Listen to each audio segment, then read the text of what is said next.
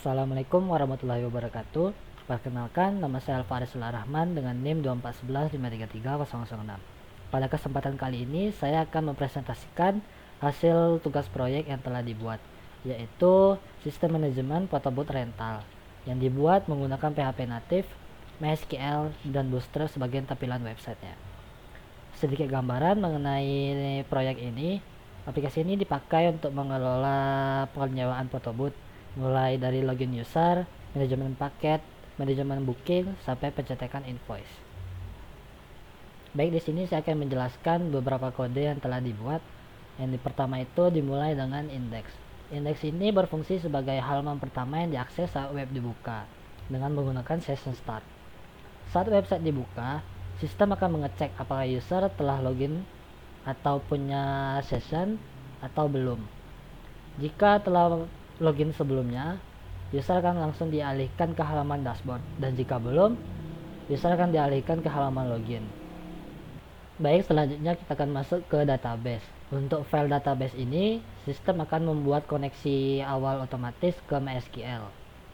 Lalu, database akan dibuat jika belum ada. Apabila sudah ada sebelumnya, akan dipilih otomatis. Lalu, sistem akan membuat tabel users, tabel package, dan tabel booking. Tabel user ini akan menyimpan data akun, tabel package ini menyimpan data paket photobooth-nya, lalu yang terakhir tabel booking untuk menyimpan data pemesanan.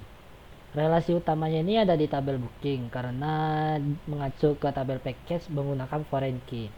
Selain itu, file ini juga mengisi data awal paket jika tabel package-nya ini masih kosong. Jadi database langsung bisa dipakai saat project dijalankan. Ini sebenarnya opsional. Baik, selanjutnya kita masuk ke authenticator check. Pada file ini berfungsi sebagai middleware autentikasi. Di sini ada fungsi isLogin, require login, dan require guest. Untuk require login ini digunakan untuk melindungi halaman dashboard dan manajemen agar hanya bisa diakses oleh user yang telah login. Sedangkan require guest ini mencegah user yang telah login mengakses halaman login atau register lagi. Baik, selanjutnya kita masuk ke file function. File ini berisi kumpulan-kumpulan fungsi. Di sini ada 8 fungsi. Yang pertama itu ada format rupiah yang berfungsi untuk mengubah format angka menjadi rupiah. Lalu selanjutnya itu ada sanitize yang berfungsi untuk membersihkan inputan dari karakter berbahaya dan mencegah cross-site scripting. Lalu generate CSRF token untuk membuat CSRF token agar formulirnya lebih aman. Lalu ada validate token untuk mengecek validitas dari CSRF token ini. Lalu selanjutnya is password valid untuk mengecek apakah password ini telah sesuai syarat seperti huruf besar, huruf kecil, dan mengandung angka. Lalu ada set flash message dan get flash message untuk menampilkan notifikasi ke session agar bisa ditampilkan di halaman selanjutnya. Lalu yang terakhir ada calculate total price, yaitu untuk menghitung total harga booking berdasarkan harga dikali durasi jam. Selanjutnya ada pada bagian autentikasi, yang pertama itu ada register.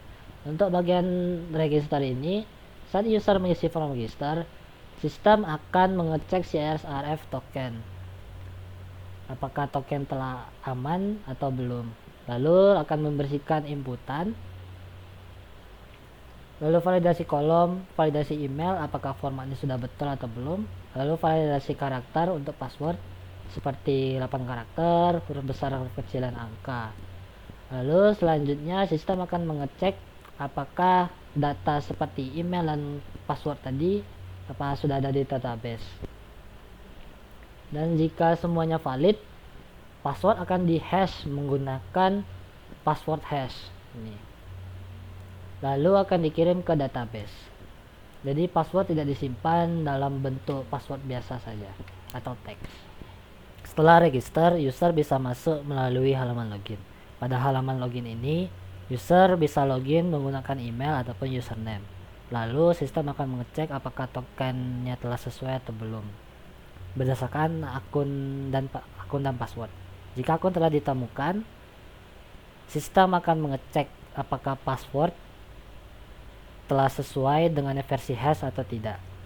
Dan apabila cocok, sistem akan membuat session baru yaitu session regenerate untuk membantu mencegah dari serangan hijack seperti itu. Setelah itu user diarahkan ke dashboard dan menerima flash message berhasil login seperti ini. Lanjut ke logout. Dan untuk logout ini akan menghapus semua session dan semua variabel yang ada, akan menghapus cookie session dari browser dan akan menghancurkan session lama, lalu membuat session baru untuk menampilkan flash message bahwa user telah berhasil logout. Setelah itu user akan diarahkan kembali ke halaman login. Selanjutnya kita masuk ke bagian package. Yang pertama itu ada create. Untuk create paket ini akan menerima input dari semua input form, lalu akan membuang format uang jika ada. Lalu selanjutnya untuk memvalidasi upload gambar berdasarkan tipe gambar yang didukung seperti JPG, PNG atau WebP. Lalu akan mengecek ukuran filenya apakah melebihi dari 2 MB atau tidak. Dan jika valid, file gambar akan dipindahkan ke folder upload dengan nama baru agar tidak bentrok dengan yang file yang lain. Selanjutnya, file data itu akan disimpan ke database menggunakan prepaid statement. Selanjutnya masuk ke bagian edit paket. Dan pada file edit ini, yang pertama dilakukan adalah mengambil data paket lama berdasarkan ID dari URL. Setelah form disubmit, sistem akan memvalidasi CSRF tokennya menggunakan post, metode post. Lalu jika user mengupload gambar baru, jika ada, gambar lama akan dihapus dan akan diganti dengan gambar baru. Setelah itu data paket diperbarui di database. Lanjut ke bagian delete. Pada bagian ini, untuk delete data akan menggunakan metode post dengan alasan keamanan. Lalu setelah token CSRF ini telah diverifikasi, sistem akan menghapus data dari database. Dan jika paket punya gambar, file gambar diupload juga akan diikut dihapus. Jadi file di delete di sini itu tidak hanya menghapus data database, tapi juga membersihkan file fisik yang terkait seperti foto tadi. Selanjutnya masuk ke bagian edit. Pada file ini akan mengambil data transaksi lama berdasarkan ID. Lalu saat formulir disubmit, sistem akan memvalidasi token, lalu membersihkan input, dan akan menghitung ulang harga jika paket atau durasinya diganti. Dan akan memperbarui data booking itu ke database. Sistem bookingnya juga dapat diubah, misalnya dari pending ke confirm, paid, complete, atau cancel. Lanjut ke bagian delete. Untuk bagian delete ini juga menggunakan metode post untuk menghapus data booking. Lalu sistem juga akan memvalidasi token CSRF ya. Dan jika ID-nya valid, data booking langsung dihapus dari database. Lalu user akan mendapatkan flash message hasil operasi seperti data booking telah berhasil dihapus sepenuhnya atau gagal memproses penghapusan dari database sistem. Jadi delete booking dibuat sederhana tapi tetap aman. Lanjut ke bagian schedule. Selain tampilan tabel tadi, booking juga memiliki tampilan jadwal kalender di file schedule ini. Pada halaman ini user dapat memfilter bulan dan tahun. Lalu sistem akan mengambil semua booking di bulan dan tahun yang terpilih. Lalu data akan dimasukkan ke dalam array berdasarkan tanggal agar pencarian per hari lebih cepat. Lalu setiap tanggal ditampilkan dalam bentuk baris kalender yang sederhana. Jika tanggal sudah di booking, warna baris berubah dan detail booking ditampilkan. Dan jika belum ada booking, tanggal akan dianggap kosong. File ini akan memudahkan user untuk melihat slot yang telah terisi dan fitur yang masih tersedia, data yang masih tersedia. Selanjutnya yang terakhir yaitu invoice. Pada halaman ini akan mengambil data booking berdasarkan ID. Lalu akan mengambil data booking sekaligus paket menggunakan join. Setelah itu sistem akan menampilkan data customer, detail acara, properti, rincian biaya per jam, lalu subtotal dan total tagihan akhir. Lalu ada juga window print, mana sih? Oh ini, window print agar invoice dapat langsung dicetak. Jadi invoice ini berfungsi sebagai output akhir dari transaksi booking. Baik, selanjutnya saya akan mendemokan website yang telah dibuat. Pada halaman login ini akan diminta email atau username dan password. Dan jika belum register akan muncul tampilan seperti ini. Akun tidak ditemukan, silakan cek kembali. Lalu kita akan lakukan register. Masukkan nama lengkap, email, username, dan password. Pastikan password dibuat sesuai dengan kriteria yang ada.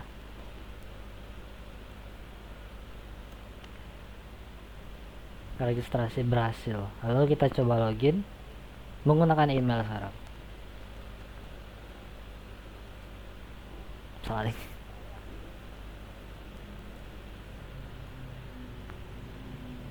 Dan sekarang kita berhasil masuk ke tampilan dashboard. Pada tampilan dashboard ini akan muncul tampilan seperti total pendapatan, total booking, booking yang pending, dan paket tersedia. Lalu muncul juga booking terbaru yang telah kita tambahkan sebelumnya. Pada bagian header juga ada dashboard, manajemen paket, dan manajemen booking.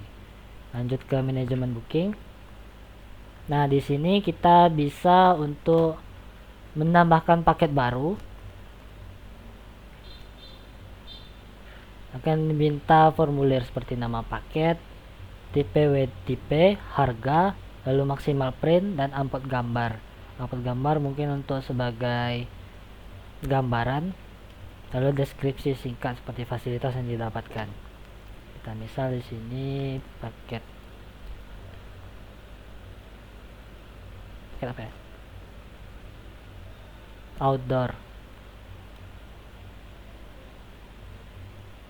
Outdoor biasanya perusahaan. Lalu harga dasar misal 1.500.000, maksimal print misalnya 500. Untuk upload gambar misal gambar ini, deskripsi disingkat yang dapat misalnya kamera aja lah. Lalu simpan paket berhasil ditambahkan. Lalu kita dapat mengedit paketnya ini, misalnya seperti kamera properti.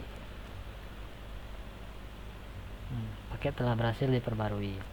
Lalu lanjut ke manajemen booking, daftar tabel booking. Nah, di sini kita bisa melihat paket yang telah kita buat. Seperti di sini ada paket ulang tahun, corporate, wisuda, lalu pernikahan. Kita bisa membuat booking baru di sini. Asal nama ini, asal Taman Jalan Jawa. Paket kita misal pilih yang paket outdoor tadi. Tanggal event sini, durasi pemakaian, tema, aksesoris, lalu buat belum. Nah, di sini ada info perhitungan yang akan digunakan untuk estimasi total harga. Misal seperti ini 1.500.000 dan durasi 2 jam. Setelah kita ubah ke 6 jam, akan berubah dari 3 juta menjadi 9 juta. Misal seperti itu. Lalu proses booking baru atas nama berhasil dibuat, akan muncul seperti ini di sini. Lalu lanjut untuk invoice. Nah, di sini kita bisa mencetak invoice seperti ini.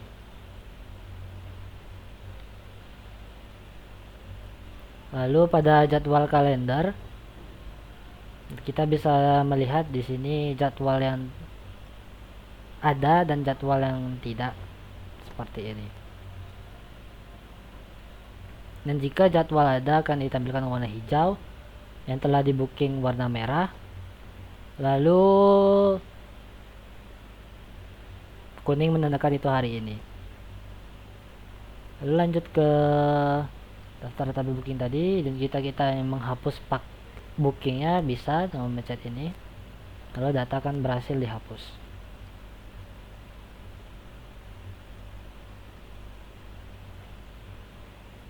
Di sini juga kita bisa memfilter bulan dari kalendernya seperti misalnya ini, lalu akan berubah menjadi Oktober.